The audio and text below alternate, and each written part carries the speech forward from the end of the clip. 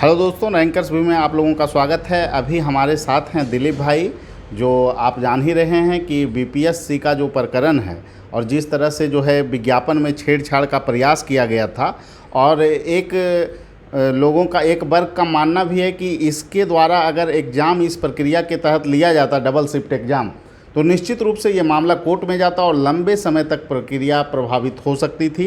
इस कारण ही हम शिक्षकों ने भी समर्थन दिया इस आंदोलन का, और इसके जो सबसे बड़ा क्रेडिट है वो दिलीप भाई को ही जाता है, क्योंकि नेतृत्व छात्रों की करना बहुत बड़ी बात होती है और बहुत अच्छे ढंग से अपनी बात को इन्होंने पहुंचाया है चेयरमैन सर के पास।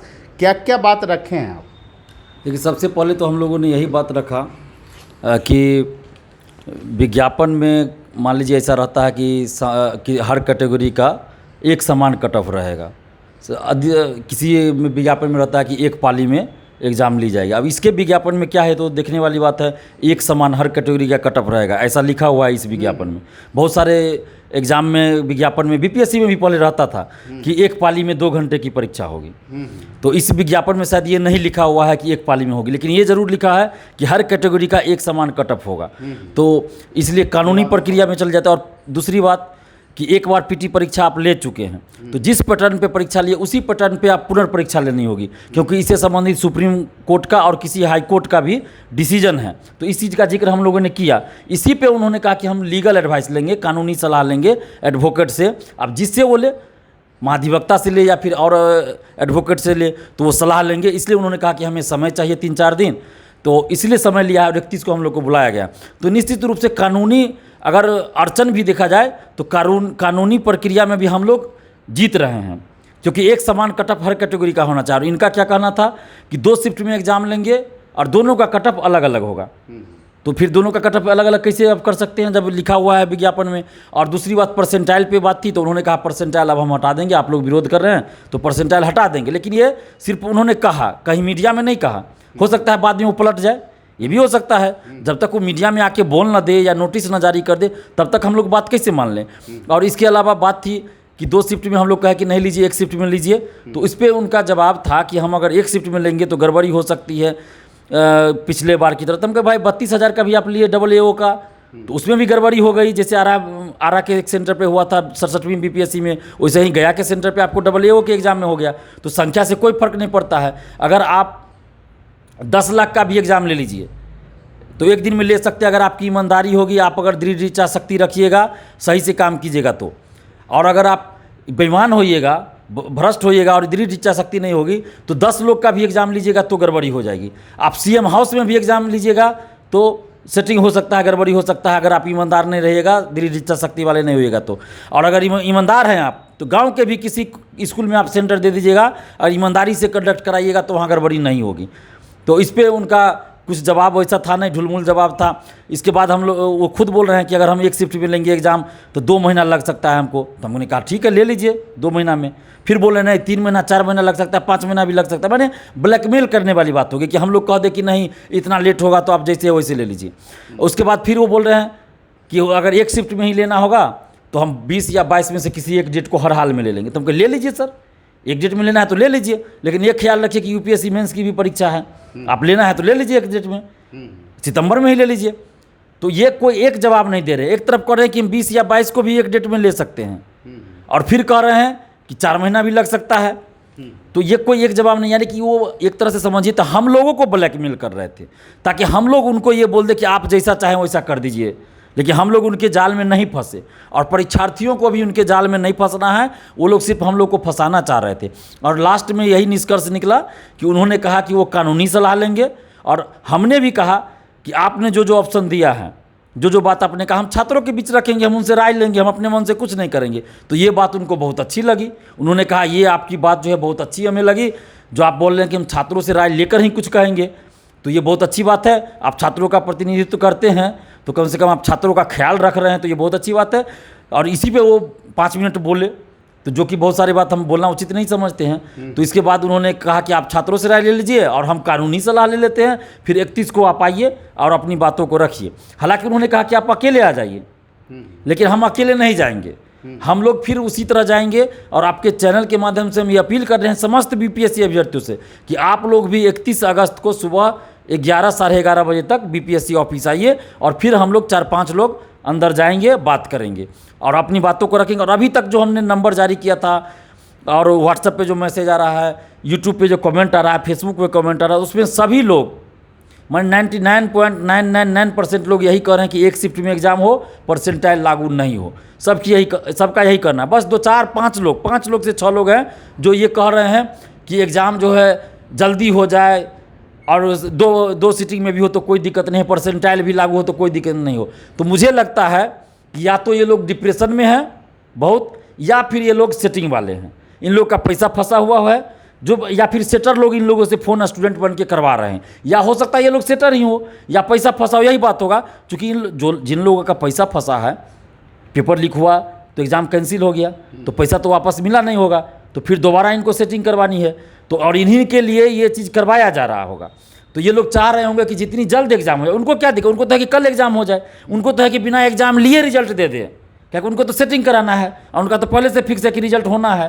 तो इसलिए वो लोग चाह रहे हैं जल्दी हो जाए। लेकिन जो पढ़ने वाले हैं, मेधावी हैं, वो छात्र चाह रहे हैं कि एक शिफ्ट में हो और परसेंटाइल लागू नहीं हो। तो इसी बात पे लेकर हम लोग 31 अगस्त को मिलेंगे कि परसेंटाइल लागू ना हो, एक शिफ्ट में ही एग्ज़ाम हो और एग्ज़ाम जितनी जल्द हो उतनी जल्द हो जाए और नवंबर प्रथम सप्ताह से पहले हो जाए तो और अच्छी बात है। और लेकिन नवंबर से आगे नहीं जाना चाहिए, 30 नवंबर से आगे किसी भी हाल में नहीं जाना चाहिए, नहीं तो हम लोग अनशन पे बैठेंगे। बिल्कुल।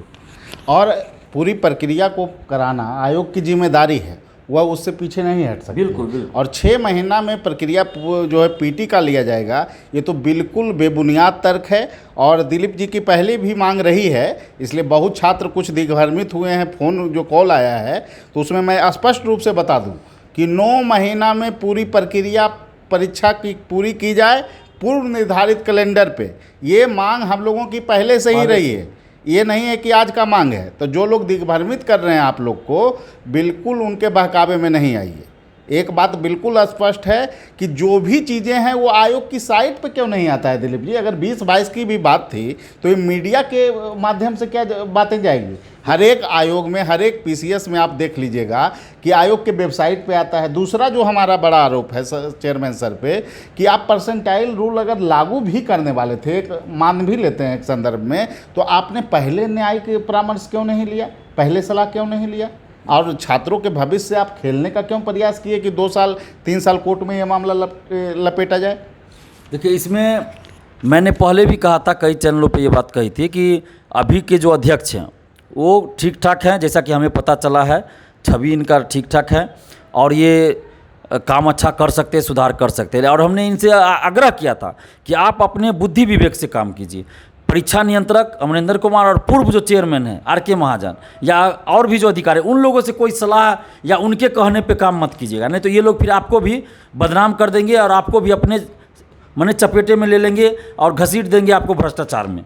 और ये लोग अपना काम करवा लेंगे, क्योंकि इन लोग तो पहले से संलिप्त है पेपर लीकी सब में और भ्रष्टाचार में। इन लोगों पे जांच भी अंदर अंदर चल रही है। तो ये लोग तो चाहेंगे कि जिन लोगों से पैसा लिया होगा इन लोग को ये पास करवा दे। तो इस तरह से सेटिंग। और ये जो 2 शिफ्ट में एग्जाम लेने की बात है और परसेंटाइल लागू करने की, तो निश्चित रूप से मैंने पहले भी कहा था, ये शिक्षा माफियाओं के द्वारा ही सजेशन दिया गया होगा। और आज ही मुझे सुबह में फ़ोन आया है बहुत जगह से, जो विश्वसनीय लोग हैं, उन्होंने बताया है कि ये जो अतुल प्रसाद जी है, ये अभी सलाह ले रहे हैं आर.के. महाजन से और परीक्षा नियंत्रक से। और वो लोग कह रहे हैं कि नहीं, 2 शिफ्ट में एग्जाम कराइए। स्टूडेंट ऐसे ही हल्ला करता है, 2-4 दिन हल्ला करेगा, शांत हो जाएगा।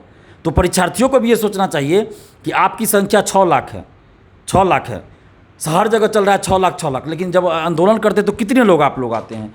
600 भी नहीं आते। मैं झूठ नहीं बोलूँगा, मैं ये नहीं कह दूँगा कि 50,000 या 6,000 स्टूडेंट आए थे या 600 आए थे। 600 भी नहीं थे, यह हकीकत है। मैं सच्चाई के रास्ते पे चलता हूं और सच बोलना पसंद करता हूं, डंके की चोट पे सच बोलता हूं।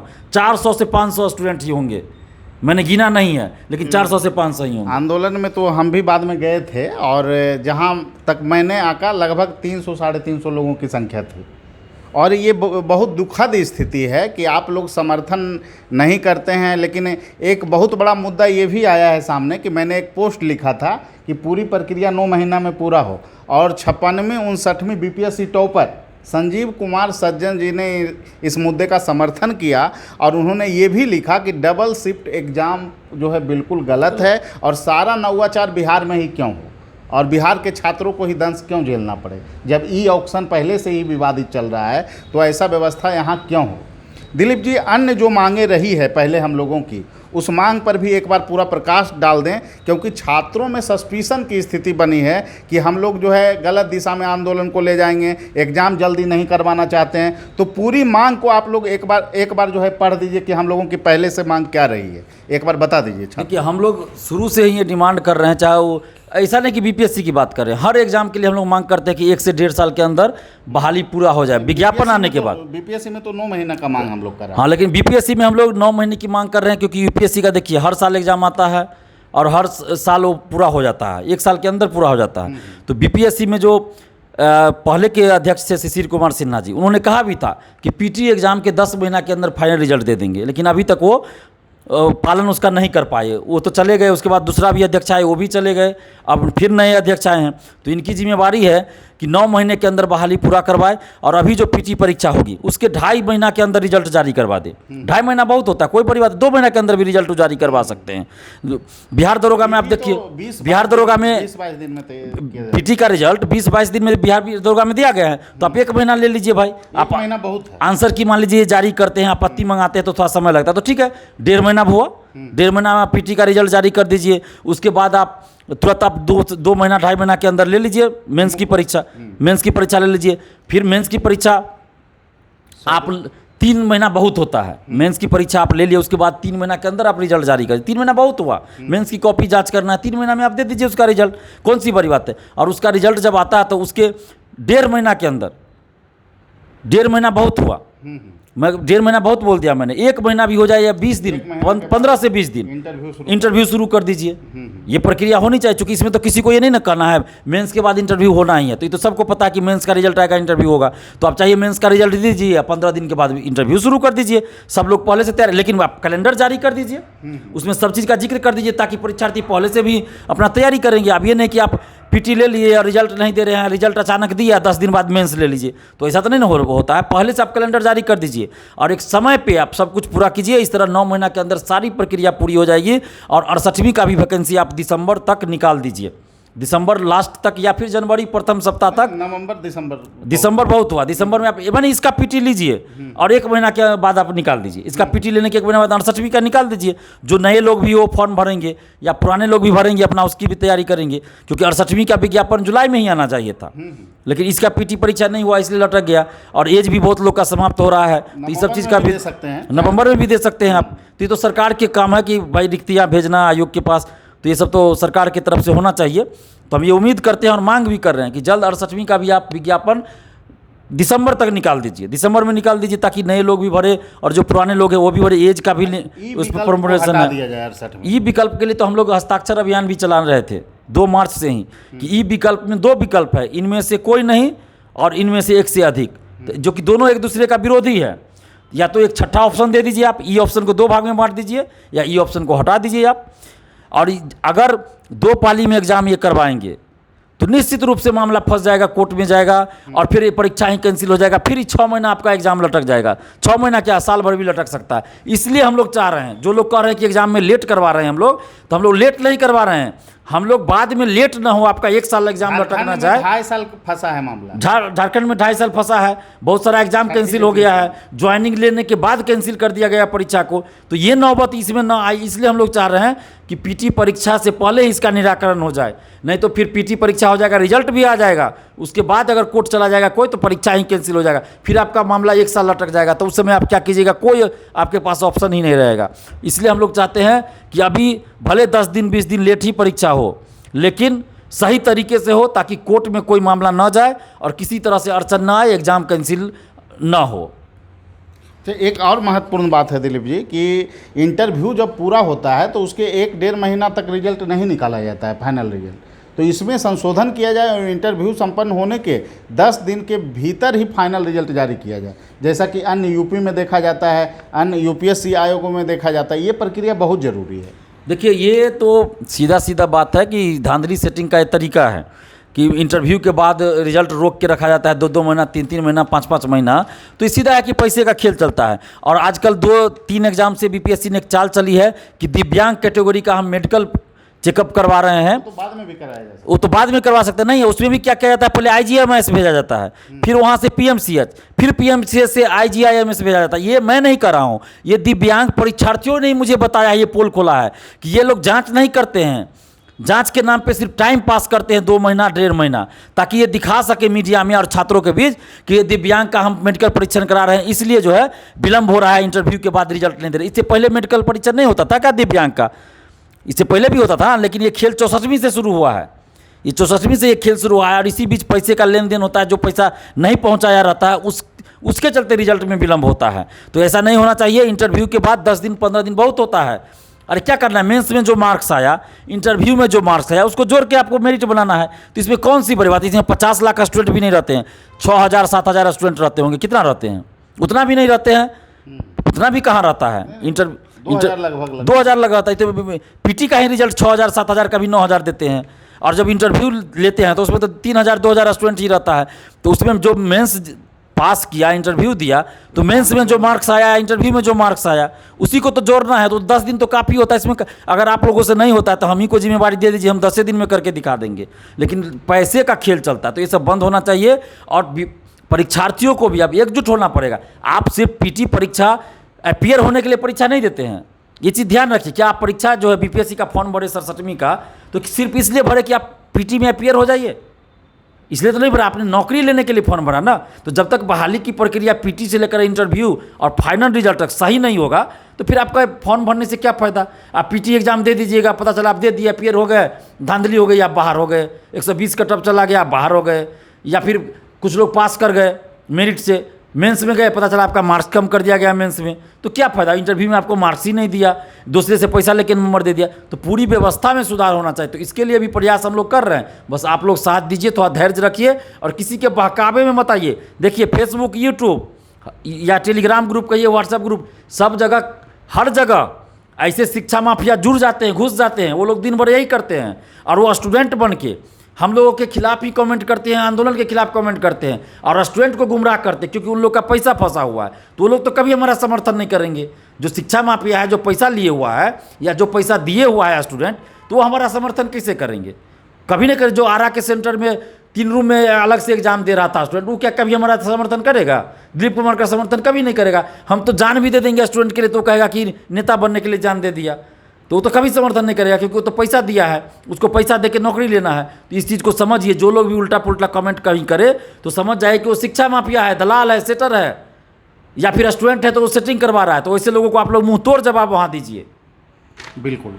और मुख्य परीक्षा का जो मूल्यांकन है, इस पर भी बहुत बड़ा प्रश्न चिन्ह उभरना शुरू हो गया है कि भाषाई भेदभाव कहीं ना कहीं बीपीएससी में आना शुरू हो गया है। तो हम ये चाहते हैं कि जो है विभिन्न विषयों के बीच भेदभाव पहले नहीं हो, और भाषाई भेदभाव, इंग्लिश और हिंदी में जो भी गुणवत्तापूर्ण लिखें उनको नंबर मिले। क्योंकि हम देख रहे हैं दिलीप जी, अंदर 100 रैंक में हिंदी मीडियम जो है आंकड़ा 20% के भी आसपास नहीं टिक रहा है, जबकि ये आंकड़ा पहले 70% के आसपास हुआ करता था। और ये जो है कि आप 2-3 बीपीएससी में ही इतना असर हो गया है। तो इसको लेकर बात रखनी जरूरी है कि भाषाई आधार पर भेदभाव ना हो और विभिन्न विषयों के बीच में भेदभाव नहीं हो। इस पर आपका क्या कहना है? देखिए, ये बीपीएससी जो है या कोई भी राज्य सिविल सेवा के लिए जो आयोग, भर्ती आयोग है या फिर यूपीएससी है, तो उसका मकसद होता है सिलेक्शन करने का क्या, कि अधिकारी की नियुक्ति करे, सिलेक्शन करे, और वो जाके सरकारी योजनाओं को क्रियान्वित करेंगे। तो वो जहाँ जाएंगे जनता से संपर्क में रहेंगे या ऑफिस में रहेंगे। तो इसके लिए ज़रूरी जो भाषा होनी चाहिए, अगर यूपीएससी की है तो उसमें इंग्लिश, चलिए ठीक है मान लेते हैं, लेकिन इंग्लिश मीडियम ही पूरे देश में तो नहीं चल रहा है। और यहाँ तो बिहार के लिए आप नियुक्ति कर रहे हैं, बिहार के लिए, तो बिहार में कहाँ इंग्लिश चलता है भाई? किस ऑफिस में इंग्लिश में बात होता है? यहाँ तो हमारे मुख्यमंत्री इंग्लिश में नहीं बोलते हैं, मुख्यमंत्री इंग्लिश में नहीं बोलते हैं, या फिर कोई अधिकारी नहीं इंग्लिश में। तो यहाँ तो आपका इंग्लिश में बोलने से काम ही नहीं चलेगा, यहाँ तो आपको हिंदी अनिवार्य है। तो जो इंग्लिश मीडियम में स्टूडेंट एग्जाम देते हैं उनके खिलाफ हम नहीं है, वो कोई मीडियम में दे, लेकिन हाँ भेदभाव नहीं होना चाहिए। चाहे इंग्लिश मीडियम में दे, हिंदी मीडियम में, उनका क्या लिखा हुआ है, मटेरियल क्या, उस पर नंबर देना चाहिए। उनका मतलब अंदर का जो भावना है वो क्या कॉपी में झलक रहा है, उस पर मार्क्स मिलना चाहिए। ये तो यूनिवर्सिटी वाली या स्कूल कॉलेज वाली बात हो गई। स्कूल कॉलेज में, यूनिवर्सिटी में क्या होता है, इंग्लिश में आप कुछ भी लिख दीजिए, टीचर वहाँ नंबर दे देते हैं। अधिकतर, मैं सभी की बात नहीं कर रहा हूँ, अधिकतर टीचर नंबर, अच्छा इंग्लिश में लिखा है, अच्छा स्टूडेंट होगा, ब्रिलियंट स्टूडेंट होगा, इंग्लिश में लिखा है। तो हम लोग इस चीज़ को जानते हैं।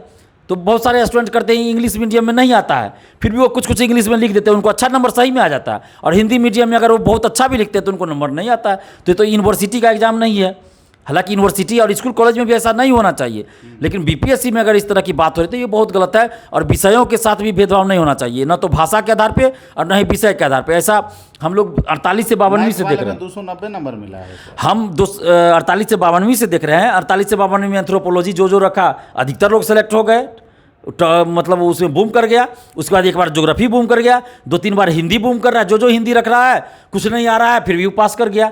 तो ये अब, और मैथ्स का पहले रिजल्ट नहीं होता था। देखिए ये भी हल्ला उड़ा कि भाषा के आधार पर चयन बीपीएससी में हो रहा है, मतलब जो विषय ले रहा है विषय का चयन है। बिल्कुल हाँ, तो इसमें एक तर्क हम बता रहे हैं। और उसके पहले मैथ का रिजल्ट ही नहीं होता था। अभी 2-3 बार से देखिए मैथ का टॉपर 300 में 290 आ रहा है। तो इसमें मुझे जहाँ पता चला है एक चीज़, बात क्या सच्चाई है मैं नहीं कह सकता, लेकिन एक ही पता चला है कि एक जो है सो माफिया काम कर रहा है कि किसी सब्जेक्ट के लिए वो पैसा लेता है कि इस सब्जेक्ट से हम ज़्यादा नंबर दिलवाएंगे, और स्टूडेंट को वही सब्जेक्ट में ऑप्शनल में रखवाता है। और उस सब्जेक्ट का जो कॉपी चेक करते हैं वैसे टीचरों से वो संपर्क करते हैं, और उन शिक्षकों को पैसा दिया जाता है, और इसलिए उस सब्जेक्ट में वो नंबर इतना देते हैं कि वो सब्जेक्ट बूम कर जाता है। ये चीज़ किया जा रहा है, ये मुझे पता चला है विश्वसनीय सूत्रों से। और ये पक्की, समझिए एक तरह से पक्की खबर है, क्योंकि आज तक मैंने जो कहा है वो बहुत सही हुआ है। तो इस पर आयोग क्यों नहीं इस पर रोक लगा रहा है? तो आयोग को रोक नहीं, आयोग रोक क्या लगाएगा? आयोग तो खुद भ्रष्ट था। अब नए अध्यक्ष आए तो इनसे कुछ उम्मीद करेंगे। हम 31 तारीख को जाएंगे तो इस बात को भी रखेंगे, निश्चित रूप से उनके सामने रखेंगे, क्योंकि मुझे 2 दिन पहले ये बात पता चला है। 2 दिन पहले पता चला है, तो बहुत गंभीर मामला है। मैंने उस दिन परसों नहीं कहा इस चीज़ का जिक्र नहीं किया, क्योंकि मैंने भी सोचा कि हो सकता है कोई ऐसे बोल दिया, लेकिन कई लोग मुझे इस तरह की बात, विश्वसनीय लोग जो समझिए तो एक तरह से जिम्मेदार पद पे हैं और ईमानदार हैं, वैसे लोगों ने मुझे ये बात बताई। ये तो गलत बात नहीं हो सकती है। इससे पहले मैंने कहा था 4 साल से, आशंका हमें भी था, आशंका ये, और 4 साल पहले से मैंने कहा था कि ओएमआर सीट बाहर ले जाकर रंगा जाता है, मेंस की कॉपी बाहर ले जाकर लिखवाई जाती है। 66वीं में मैंने दावा करके किया था कि मेंस की कॉपी इलाहाबाद के होटल में ले जाकर लिखवाई गई है। और देखिए आज वो बात साबित हुई ना। रंजीत रजक बोल रहा है, जो डीएसपी है, गिरफ्तार हुआ। तो हम ऐसे नहीं हवा में तीर नहीं चलाते हैं। हमको जो जानकारी मिलती है, जिस पे हमें भरोसा होता है, वही चीज़ हम बोलते हैं। बाकी चीज़ बहुत सारी बातें हमें बताई जाती है, लेकिन हम सब चीज़ को मीडिया में नहीं रखते हैं, बाहर नहीं रखते, सार्वजनिक नहीं करते। जिस चीज़ पे हम आश्वस्त हो लेते हैं उसी चीज़ को हम सामने रखते हैं, लोगों के सामने रखते हैं। तो ये बहुत गंभीर मसला है। स्ट्रॉन्ग रूम से कॉपी निकल जाता है, इससे बड़ा बात और क्या होगा? स्ट्रॉन्ग रूम से कॉपी निकलना बहुत गंभीर मुद्दा है, और इसको लेकर तो आयोग को पूरा सशक्त होना पड़ेगा।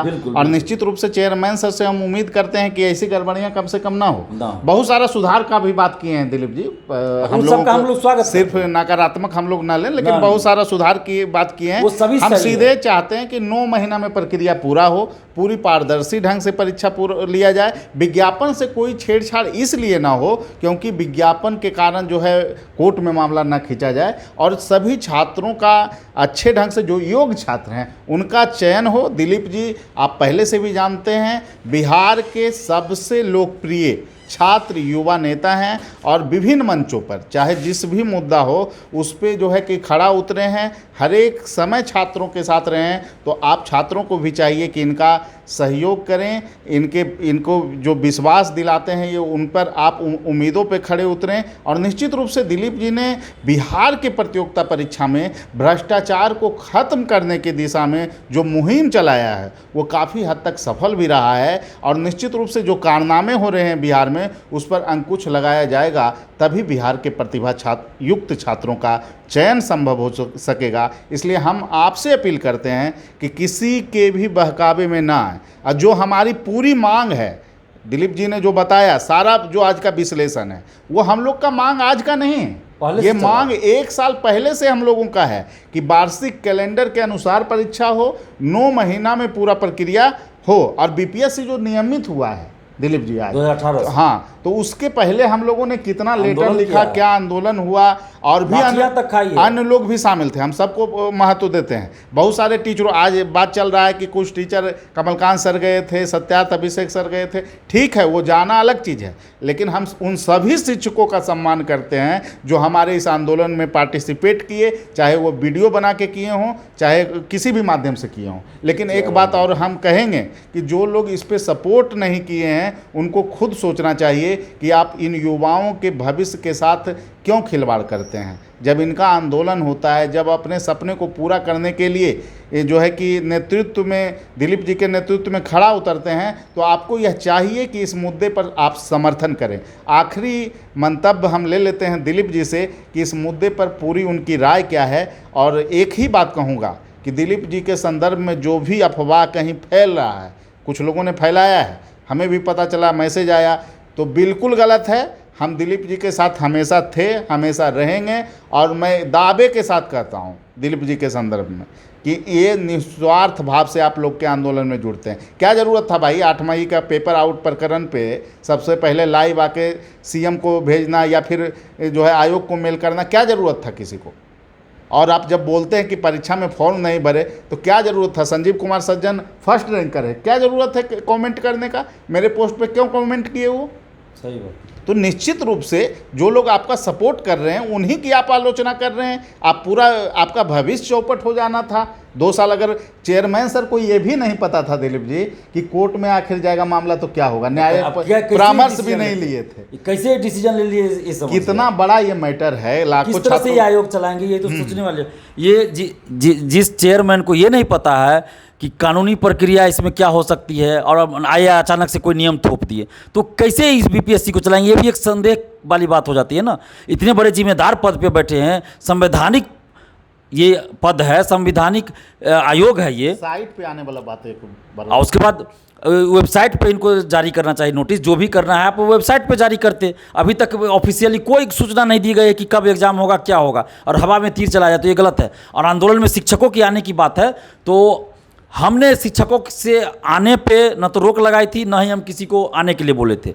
हमने सिर्फ इतना कहा था शिक्षकों से कि आप आंदोलन में चाहे तो नहीं आइए, और लेकिन कोचिंग बंद कर दीजिए। छात्रों से आने के लिए बोल सकते हैं, अगर आप नहीं भी बोल सकते हैं छात्रों को आने के लिए, तो कम से कम कोचिंग बंद कर दीजिए। हमने इतना आह्वान किया था। क्योंकि होता है कि शिक्षक अगर आंदोलन में आते हैं तो थोड़ा सा होता है कि आयोग ये कह देता है कि शिक्षक आंदोलन को भड़का रहे हैं, या शिक्षक के कहने पे छात्र आ रहे हैं, छात्रों की कोई मांग नहीं है, शिक्षक इस आंदोलन को भड़का रहे हैं या आंदोलन को चला रहे हैं। इसलिए हमने शिक्षकों से ये अपील किया था कि आप लोग आंदोलन में नहीं आइए, लेकिन नहीं आइए, आपकी मर्जी है, आप आइए ना आइए, लेकिन आप कोचिंग बंद कर दीजिए। कोचिंग बंद कर दीजिए। अगर आपकी मर्जी हो तो यूट्यूब पे वीडियो बना के आप सपोर्ट कीजिए आंदोलन का। ऑफलाइन क्लास चलाते हैं, वहाँ आप समर्थन में छात्रों को बोल दीजिए, ये आपकी मर्जी है। हम इसके लिए आपको बाध्य भी नहीं कर रहे हैं, लेकिन कोचिंग बंद करने के लिए हमने कहा था। लेकिन मुझे दुख के साथ कहना पड़ रहा है कि पटना में ही कुछ कोचिंग खुले हुए थे। ये बहुत गलत बात है, ऐसा आगे से नहीं होना चाहिए। इस बात का ख्याल रखें सभी शिक्षकगण, क्योंकि आपका कोचिंग छात्र की वजह से चल रहा है। और ये जो वैकेंसी हर साल आ रही है, इसमें हमने नहीं, सिर्फ हमने नहीं, कमलकांत जी भी हैं, इसके अलावे कई लोग हैं जो उस समय आंदोलन में थे। उस समय तो हम पूरा आगे सक्रिय नहीं रहते थे, जो रियलिटी बता रहे हैं। हम आंदोलन का हिस्सा रहते थे, लेकिन नेतृत्व तो हम नहीं करते थे। और कई लोग उस समय आंदोलन किए थे, लाठियाँ खाए थे। समीर शर्मा जी थे, और भी बहुत सारे लोग, कुणाल भाई थे, बहुत लोग थे, लाठियाँ हम लोग खाए थे। उसके बाद जाके गौतम भैया थे जो एक्स वीडियो हैं, वो लोग भी हमारा सपोर्ट किए थे। वो लोग भी आंदोलन में थे, लीड रोल में थे वो लोग, और उन्होंने भी आंदोलन किया था। हम लोग उस समय से आंदोलन कर रहे हैं, और कैलेंडर जारी हुआ, हर साल वैकेंसी आना शुरू हुआ। तो ये नहीं है कि दिलीप कुमार आज अचानक से आ गया है। हम लोग 2016 से आंदोलन कर रहे हैं। ये अलग बात है कि उस समय लोग नहीं जान रहे थे, उस समय इतना सोशल साइट पे हम लोग एक्टिव नहीं थे। तो आप लोग हमारा साथ दीजिए, और साथ दीजिएगा तो निश्चित रूप से बिहार के सभी प्रतियोगी परीक्षाओं में धांधली 100% तो अभी बंद नहीं होगी। ये मैं दावे के साथ कर रहा हूँ, 100% बंद नहीं होगी, क्योंकि 100% बंद तभी होगी जब वैसा कलेजा वाला कोई मुख्यमंत्री बनेगा। लेकिन अभी संभव नहीं है। लेकिन हाँ, 90% तक धांधली को हम लोग रोक सकते हैं, 90% तक रोक सकते हैं। सिर्फ आप लोग हमारा साथ दीजिए। बिल्कुल।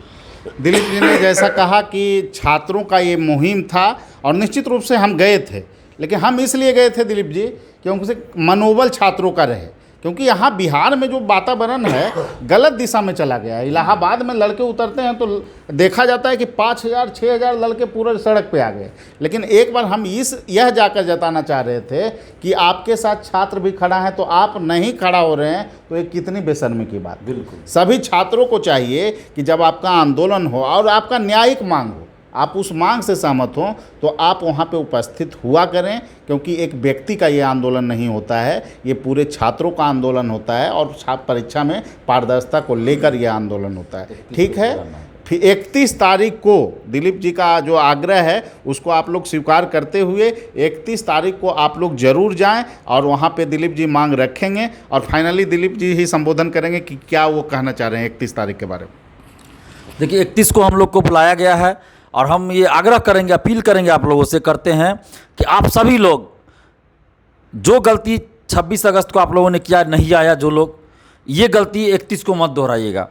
31 को आप लोग आइए, जितनी भीड़ होगी उतना ज़्यादा असर हमारी मांग का होगा। और देखिए अभी तक 70% मैं कह रहा हूँ कि 70% एग्री हो चुके हैं अध्यक्ष, 30% बाकी है। अगर 31 को आप लोग नहीं आइएगा तो फिर वो उल्टा हो जाएगा, तब वो हो जाएगा कि वो अपनी बात पे अडिग रहेंगे, जो उनको करना होगा वही करेंगे। तो आप लोग चाहते हैं कि एग्ज़ाम जल्द हो जाए और ये पूरी बहाली की प्रक्रिया जल्द पूरी हो जाए, 9 महीना के अंदर पूरी हो जाए, एक शिफ्ट में पीटी परीक्षा हो, परसेंटाइल लागू नहीं हो। तो आप लोग 31 तारीख को आइए, हमारी मांग भी यही रहेगी। 31 तारीख को सुबह 11 बजे से 11:30 के बीच में, 11 से 11:30 के बीच में आप आ जाइए बीपीएससी ऑफिस और हम लोग अपनी मांगों को रखेंगे। अगर बीपीएससी ने 6 लाख स्टूडेंट के साथ अन्याय करना चाहा तो हम उस अन्याय को बर्दाश्त नहीं करेंगे। और आप लोग अगर हमारा साथ दीजिएगा तो हम अनशन पे भी बैठने के लिए तैयार हैं। आमरण अनशन की बात कर रहे हैं, मर जाएंगे, लेकिन बैठे रहेंगे भूखे प्यासे। बस आप लोग हमारा साथ दीजिए, हमारी निष्ठा पे, हमारी ईमानदारी पे शक मत कीजिएगा। हम अपना बहुत कुछ त्याग करके आप लोग के लिए आंदोलन कर रहे हैं। जो लोग हमारे साथ करीबी जुड़े हुए हैं वो लोग जानते हैं कि कितना हम त्याग किए हुए हैं। हमें पद और पैसा का लालच रहता तो 8 मई को हम पेपर लीक को उजागर नहीं करते। हम भी चाहते तो आराम से सेटिंग करा लेते या करोड़ों रुपया ले सकते थे, लेकिन हमने सब चीज़ को ठुकरा दिया, अपना एग्ज़ाम तक छोड़ दिया, क्योंकि हमें पहले से आभास था कि पेपर लीक हो सकता है। 66वीं में भी हुआ था, लेकिन हमारे पास वैसा सबूत नहीं था। परीक्षा के बाद हमें कुछ स्टूडेंट्स ने भेजा था, जो कि सबूत नहीं माना जाता है। और जिनके पास मोबाइल में परीक्षा से पहले था उन लोगों ने हमें मोबाइल नहीं दिखाया। तो जब तक मैं अपनी आंखों से सबूत नहीं देख लेता मैं कैसे कुछ कर सकता। और इस बार हमारे मोबाइल में था, इसलिए हमने अपनी परीक्षा छोड़कर आप लोग के लिए लड़ा। तो कम से कम हमारा साथ दीजिए और जहाँ तक आपको हो सके सहयोग कीजिए, जैसे भी हो हर तरह से हमारा सहयोग कीजिए, हमारा मनोबल बढ़ाइए, हमारा मनोबल मत तोड़ने का काम कीजिए। क्योंकि कुछ शिक्षा माफिया लगे हुए हैं जो हमारा मनोबल तोड़ना चाहते हैं, लेकिन आप लोग हमारा साथ दीजिएगा तो हमारा मनोबल किसी शिक्षा माफिया के किसी माई के लाल में शिक्षा माफिया में दम नहीं है कि वो हमारे मनोबल को तोड़ सके। बस आप लोग हमारा साथ दीजिए। आप खुद सोचिए ना, जिस आदमी का लाखों करोड़ों अरबों रुपया का हमने चूना लगा दिया, चौपट कर दिया, वो लोग तो हमें बदनाम करना चाहेंगे ही ना। और ये गैंग बिहार में सक्रिय, हर जिला में सक्रिय है, तो वो लोग तो हमारे पीछे पड़े हैं, वो तो हमें किसी ना किसी रूप में बदनाम करना चाहेंगे। तो फेसबुक पे, यूट्यूब पे जो भी हमारे अगेंस्ट कोई कमेंट भी करे तो आप लोग वहाँ जवाब दीजिए। निश्चित रूप से वो शिक्षा माफिया होगा, क्योंकि हम जब आप लोग के हित के लिए लड़ रहे हैं, हम जेल तक जाने के लिए तैयार रहते हैं। जेल गए भी हैं, 15 दिन तक जेल में रह के आए हैं। तो क्या अपने लिए हम गए थे? हमारा कोई खानदानी झगड़ा था क्या? हमारा ज़मीन जायदाद का झगड़ा था? नहीं, छात्र हित में हम लड़ाई लड़े और हमें जेल भेज दिया गया, इसलिए ताकि हम चुप हो जाए। लेकिन जेल से आने के बाद भी हम चुप नहीं रहे, तो अब प्रशासन भी हमें अरेस्ट करने से डरती है, क्योंकि हम गलत करेंगे ही नहीं तो कितना दिन हमको जेल में रखिएगा भाई। हम कहीं तोड़फोड़ नहीं करते हैं, कहीं हिंसा नहीं करते हैं, कोई हिंसा की बात नहीं करते, हम शांतिपूर्वक लोकतांत्रिक तरीके से आंदोलन करते हैं। तो कोई बहाना नहीं बनता है पुलिस के पास, इसलिए हमें कुछ नहीं कर पाती है पुलिस। तो आप लोग हमारा साथ दीजिए। और हमारा जब भी आंदोलन होता है लोकतांत्रिक ढंग से होता है, शांतिपूर्वक होता है, संविधान और कानून के दायरे में रहकर होता है। तो 31 अगस्त को आप लोग 11 से 11:30 के बीच में आइए। ये मत सोचिएगा कि हम घर बैठे रहे तो तब फिर दिक्कत हो जाएगी, इसलिए आप लोग आइए, भीड़ दिखाइए, संख्या बल दिखाइए। ठीक है, बहुत बहुत धन्यवाद। ठीक है, धन्यवाद आप लोगों को। और एक ही बात कहूँगा कि आप लोग जो मांग है दिलीप जी की और अन्य छात्र संगठनों की, और निश्चित रूप से मैं कहूँगा कि दिलीप जी का पूरा क्रेडिट हम देंगे, इधर उधर की बात है ही नहीं। दिलीप जी निस्वार्थ भाव से जुड़ते हैं। कोई अगर कमेंट कर रहा है मेरे यूट्यूब चैनल पे दिलीप जी के विरुद्ध में, तो वो मुझे अनसब्सक्राइब भी कर सकता है। मैं एक बात भी सुनना नहीं चाहूँगा। और यही बात मैं कह रहा हूँ कि निश्चित रूप से 9 महीना में परीक्षा की प्रक्रिया पूरी की जाए, इसकी हम लोग मांग करेंगे। और पूरा जो मांग रखा गया है, जितने चीज़ दिलीप जी बताए हैं, ये तो हम लोगों की पूर्व की मांग है। और निश्चित रूप से ये सभी मांगों को हम लोग चेयरमैन सर को बताएंगे कि परीक्षा प्रक्रिया को दुरुस्त करना है, तो इन सभी मांगों के अनुरूप आप कार्य कीजिएगा तो निश्चित रूप से बेहतर परिणाम देखने को मिलेगा और भ्रष्टाचार खत्म होगी। ठीक है दिलीप जी? ठीक। ठीक।